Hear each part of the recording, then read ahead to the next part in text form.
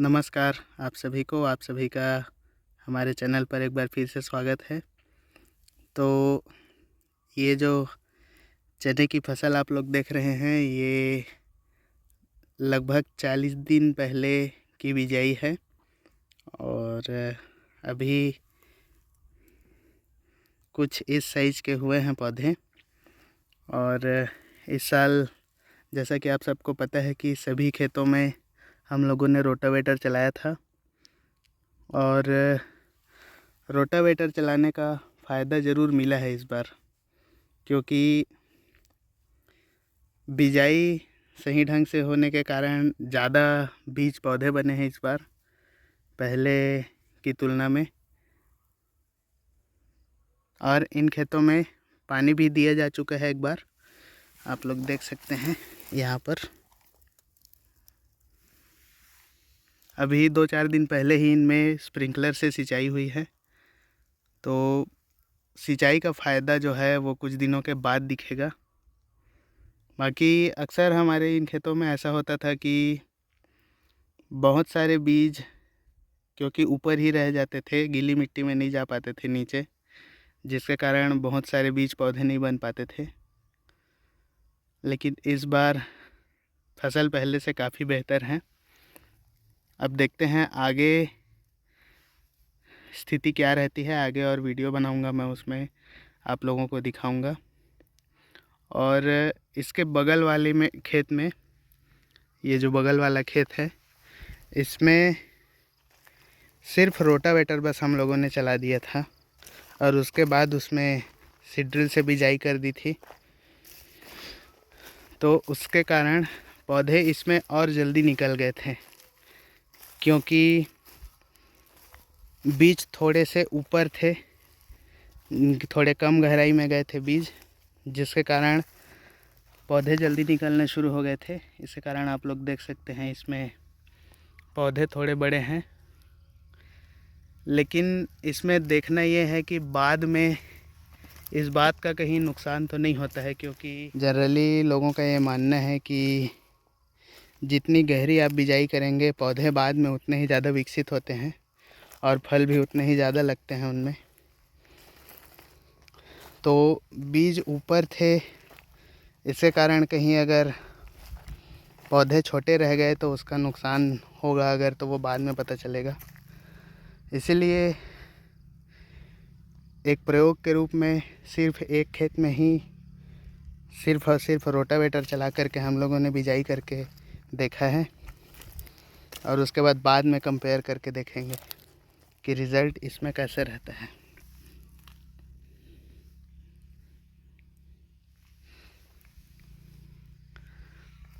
और इसके बगल वाले खेत में गेहूं की फसल है। हमारे यहाँ क्रॉस बोनी बहुत कम करते हैं, लेकिन मैंने देखा है कि दूसरे राज्यों में और दूसरे क्षेत्रों में डबल बिजाई करने का प्रचलन है बहुत ज़्यादा, खास करके गेहूं को, क्योंकि गेहूं इस तरीके की फसल है जिसमें पौधे बहुत ज़्यादा विकसित नहीं होते हैं, धान के जैसी फसल है वो। इसके कारण जितनी घनी बिजाई आप करेंगे शुरुआत में उतना ही अच्छा होता है। तो ये है वो वाला गेहूं का खेत जिसमें क्रॉस बिजाई हुई है, आप लोग देख सकते हैं यहाँ पर। पहले लाइन में पहली बार में ऐसे बिजाई हुई है, उसके बाद फिर क्रॉस में ये बीच बीच में पौधे निकले हैं। और इनमें बोनी थोड़ी लेट हुई थी, ये लगभग 15 दिन पहले की ही बिजाई है। नहीं तो क्योंकि गेहूं में पौधे जल्दी बढ़ते हैं, इसलिए चने के साइज़ के हो गए हैं। और अगर चने के साथ में इसकी बिजाई हुई होती तो ये बहुत बड़े बड़े हो गए होते। हमारे यहाँ गेहूं को व्यावसायिक फसल के रूप में नहीं लगाते हैं बहुत ज़्यादा किसान, ये घरेलू ज़रूरत पूर्ति के हिसाब से ही इसकी बिजाई करते हैं। और इसलिए ज़्यादातर आपको हमारे यहाँ मटर, चना और इस तरीके के दलहनी फसल ही ज़्यादा देखने को मिलेंगे।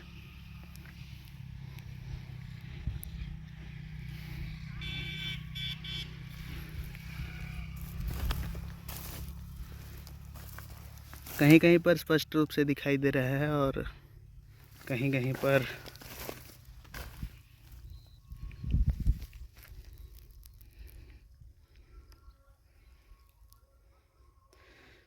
तो इन दोनों खेतों में हम लोगों ने इस बार एक तरीके से प्रयोग करके देखा है। इसमें गेहूं को क्रॉस में बोनी करके हम लोग देख रहे हैं कि इसमें रिज़ल्ट कैसा रहता है। और बगल वाले खेत में सिर्फ रोटावेटर चला करके चने की बिजाई की है, उसमें देखेंगे कि पौधों का विकास कैसे होता है। तो बाद में मैं कुछ समय के बाद एक और वीडियो बनाऊंगा जिसमें आप लोगों को दिखाऊंगा कि इनमें रिज़ल्ट कैसा रहा।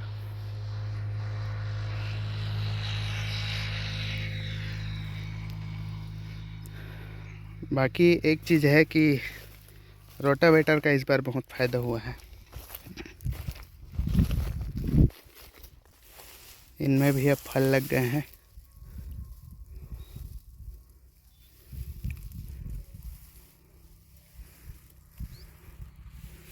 और ये है मटर की फसल।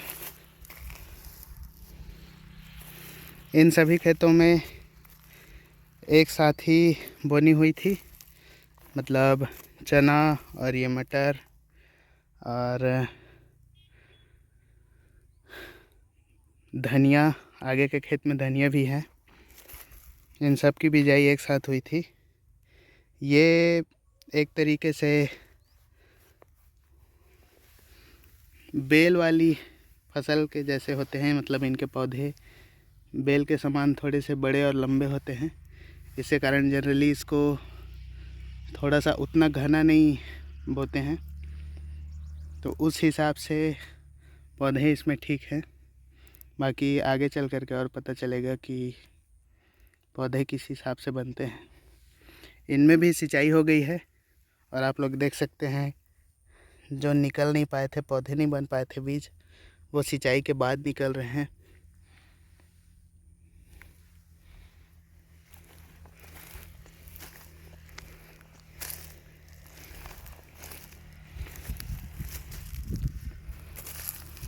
कीड़े भी लगने शुरू हो गए हैं इनमें।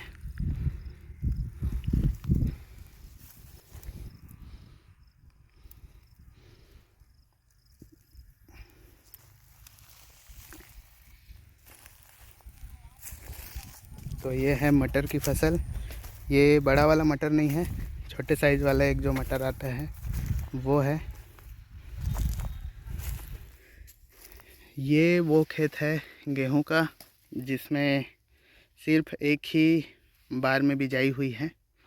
असल में हुआ ये था कि जब हम लोग बोनी कर रहे थे तो गलती से सीड ड्रिल में सेटिंग गलत हो गई, जिसके कारण बीज थोड़े से कम गिर गए, मतलब बिजाई पतली हो गई। उसके कारण इसके बगल वाले खेत में क्रॉस बोनी हम लोगों ने कर दी थी। इसमें थोड़ा ठीक था, इसलिए इनमें वैसा नहीं किया है। देखते हैं कितना अंतर रहता है, उत्पादन में कितना अंतर आता है और रिज़ल्ट कैसा रहता है।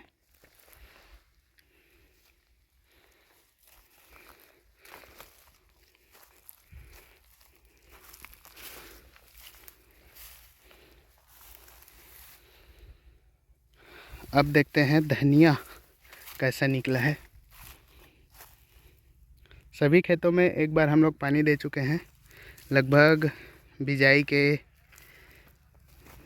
महीने भर 35 से 40 दिन बाद इनमें हुई है सिंचाई, और गेहूं में भी साथ ही में सिंचाई हुई है।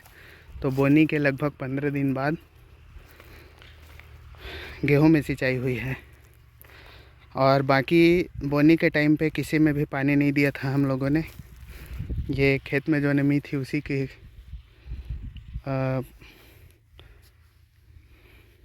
खेत की नमी के ही दम पर ये पौधे निकले हैं। कहीं कहीं पर पानी थोड़ा ज़्यादा हो गया तो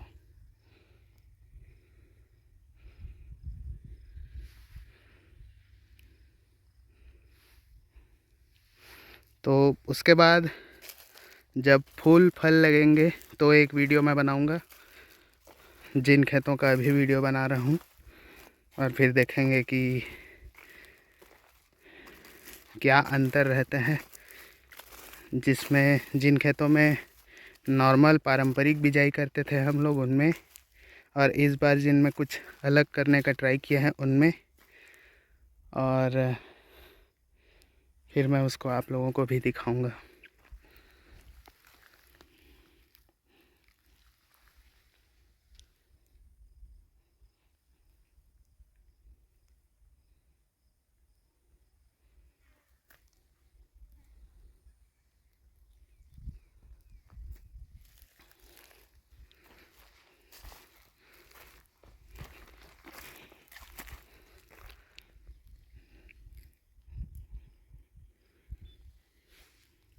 इस वाली लाइन में आप देख सकते हैं पूरी की पूरी लाइन में पौधे नहीं निकले थे, जो अभी सिंचाई के बाद निकल रहे हैं।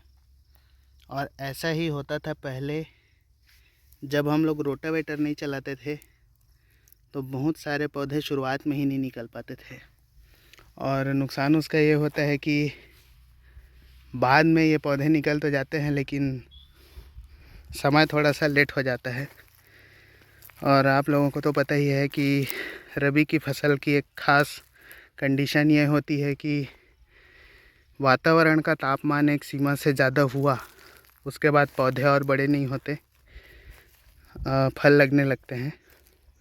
तो सही समय में पौधों का निकलना ज़रूरी होता है।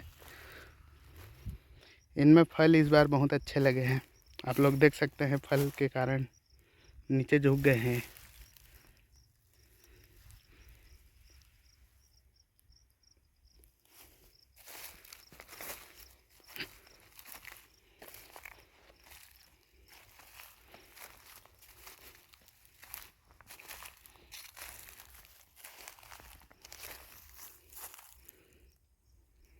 और इसके बाद मैं आप लोगों को एक ऐसा खेत दिखाऊंगा जिसमें इनसे भी पहले बिजाई हुई थी, और बिजाई के टाइम पे ही एक बार पानी दिया था उन्होंने। उसमें चने की फसल कैसी है। और ये है धनिया।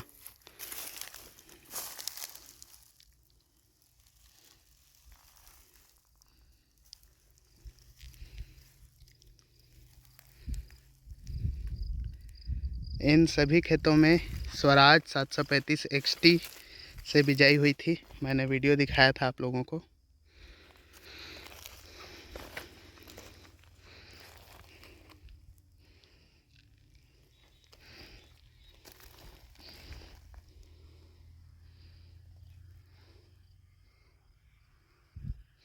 काफ़ी सारी जगहों पर बीज निकल नहीं पाए हैं बाहर।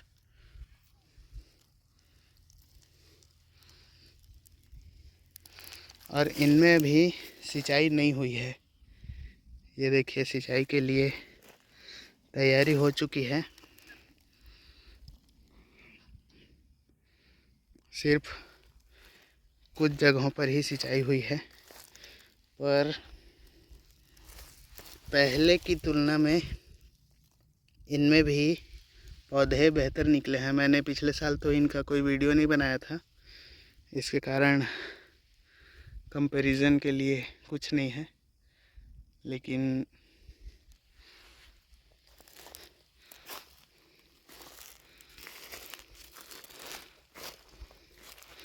इसीलिए हम लोग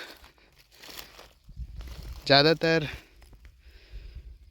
बड़े बड़े ट्रैक्टरों में भी 9 टाइन का ही सीड ड्रिल यूज़ करते हैं, क्योंकि बिना कंट्रोल लीवर के फिर आप उसके बाद सीड ड्रिल चला सकते हैं, और उसका फ़ायदा फिर बाद में मिलता है।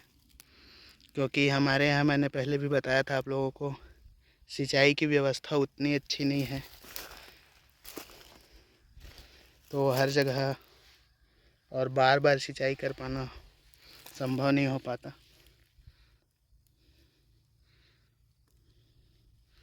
तो बिजाई के ऊपर बहुत कुछ निर्भर करता है।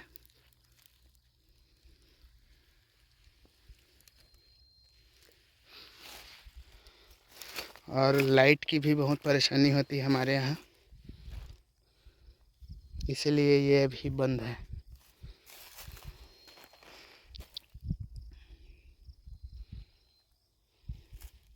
इस वाले खेत में भी बिल्कुल वही हुआ है, क्योंकि ट्यूबवेल इसी खेत में है। तो चाहे खेत में आप मतलब किसी भी खेत में आप चाहे सिंचाई करें, पाइप इसमें से ही होकर के जाता है।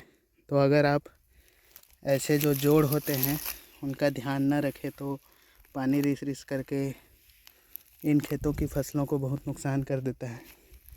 और उसके कारण ही यहाँ पर आप देख सकते हैं ज़रूरत से ज़्यादा पानी के कारण इस खेत में काफ़ी नुकसान हो गया है।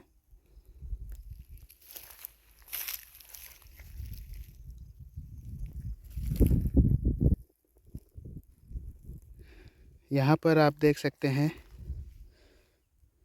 कुछ ज़्यादा ही पानी बह गया था यहाँ पर, जिसके कारण बहुत सारे पौधे गल गए हैं ज़्यादा पानी के कारण।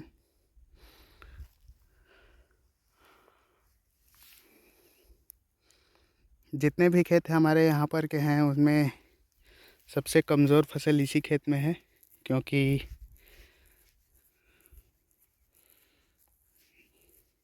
सबसे कम पौधे इसी खेत में निकले थे। और इसी खेत में ट्यूबवेल होने के कारण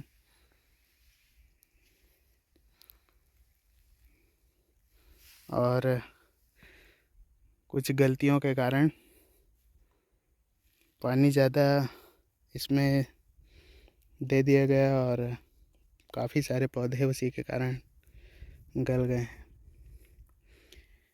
इन सभी खेतों में जो रोटावेटर चला था, वो जो हम लोगों ने किराए से रोटावेटर मंगाया था महिंद्रा नोवो में, जो 7 फीट का महिंद्रा का रोटावेटर लगा था, उस ट्रैक्टर ने इन सब में रोटावेटर चलाया था। और स्वराज 735 XT से इन सब में बिजाई हुई है। और अपने ट्रैक्टर से जिनमें बाद में हम लोगों ने रोटावेटर चलाया और फिर नोवो से ही जिनमें बिजाई हुई, मतलब हमारे ट्रैक्टर में, वो वाले खेत आगे हैं, उनका भी मैं आप लोगों को दिखाता हूँ।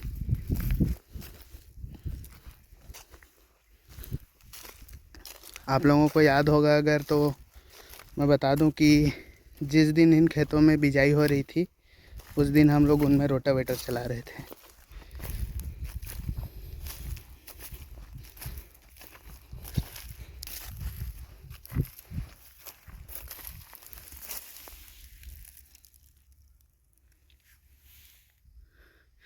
ये वो खेत हैं जिनमें हम लोगों ने रोटावेटर चलाया था अपने ही घर के ही ट्रैक्टर से, और नोवो से ही बिजाई की थी। और ये 15 दिन बाद की बिजाई है उन खेतों से जिनका वीडियो मैं अभी आप लोगों को दिखा रहा था। उसके बाद भी आप लोग देख सकते हैं कि न सिर्फ फसल बेहतर है बल्कि पौधे भी लगभग उतने ही बड़े हो गए हैं। हमारे क्षेत्र में ऐसे पौधे मरने की बहुत शिकायत है, जिसके कारण हम लोग थोड़ा सा बिजाई करने के समय बिजाई घनी करते हैं, ताकि बाद में ये जो पौधे मरने के कारण नुकसान होता है उसकी भरपाई थोड़ी बहुत हो जाए।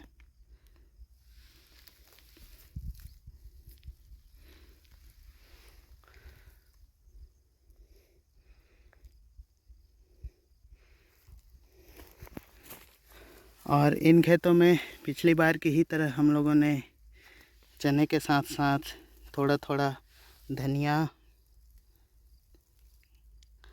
और सरसों और मटर मिक्स किया है, क्योंकि अगर फसल में कोई बीमारी आती है तो उसको ये रोकने का भी काम करते हैं, और थोड़ा बहुत जो भी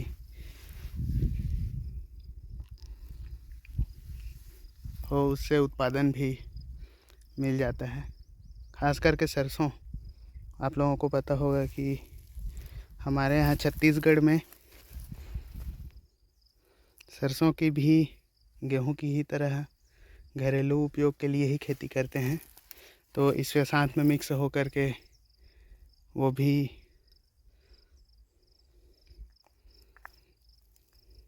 पर अभी दिख नहीं रहे हैं। वो थोड़े बड़े होने के बाद पता चलेगा कि इनमें सरसों भी है। और ये वाला खेत भी आप लोग देख सकते हैं।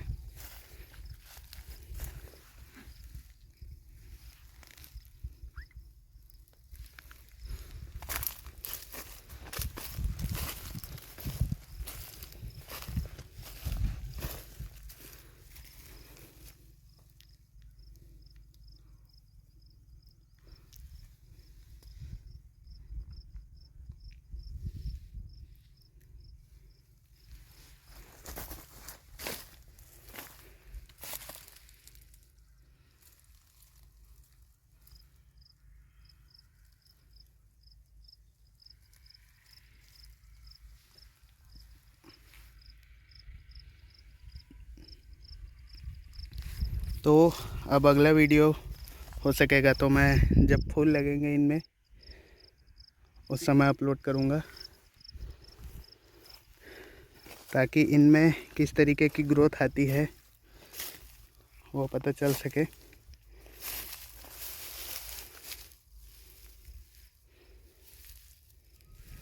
ये है वो खेत चने का जिसमें बिजाई के ही टाइम पे सिंचाई भी हुई थी, और आप लोग देख सकते हैं कि कितना अंतर है। इसमें जितने बीजों की बिजाई हुई है उसमें कितने प्रतिशत बीज पौधे बन पाए हैं, इसका परसेंटेज बहुत हाई है। ऐसे खेतों में उत्पादन बहुत अच्छा मिलता है।